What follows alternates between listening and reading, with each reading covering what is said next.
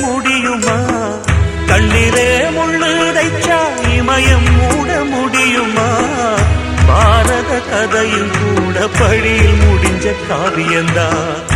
இருப்பதும் இறப்பதும் அந்த இயற்கையோட கையில, இருப்பதும் இறப்பதும் அந்த இயற்கையோட கையில. நான் மறைஞ்ச பின்னும் நிலைப்பது என் உயிர் எழுதும் கதையில.